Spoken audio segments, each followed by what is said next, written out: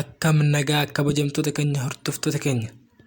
Egaa har'aan tanas viidiyoo kana keessatti waan ilaallu akkaataa waahila keenyarraa moosharee keenya silkii isaatirraa akkaataa chaarjii itti godhannu gara silkii keenyaatti haala ittiin haala ifaa bira hin jirreen amma baadiyyaa haala jirtuun haa ta'u bakka ifaa amma imalarraa haa jiraattu haala maabaraatii itti hin fayyadamneen waahila keetirraa moosharee keetirraa silkii isaatirraa akka chaarjii godhannu kan itti ilaalu taana. Duuba osoo gara viidiyoo keenyaa ittiin dabarreetti chaanaalii keenya sabskaraayib gochuu hin irraanfatinaa.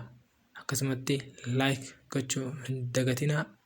Sheer illee hin dagatinaa. Akkasumatti isin ja'a. Duuba waan nu barbaachisu silkii waahila keenyaatirraa chaarjii gochuudhaaf tokkoffaadha USB OTG ammahu USB on the go. Inni kun duuba gosa hedduu qaba. Gatiin isaa qarshii 60 irraa ilaa haga qarshii 100 wayii jechuudha.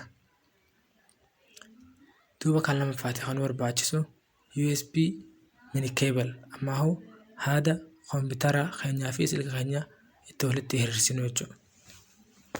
Duuba bakka si gorsu chaarjiin gabaabaa ammahu keebaliin gabaabaa ta'uu haan isaa akka chaarjii qulqulliinuuf ta'uuf.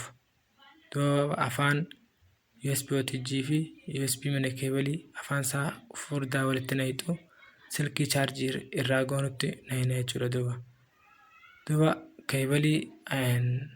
keebaliis silkii chaarjii itti godhannutti galchinu jechuudha.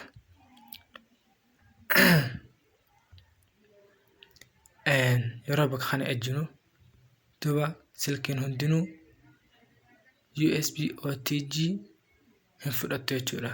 Teknoolojii isaa hin fudhattu silkiin hundinuu. Kana isinii hima.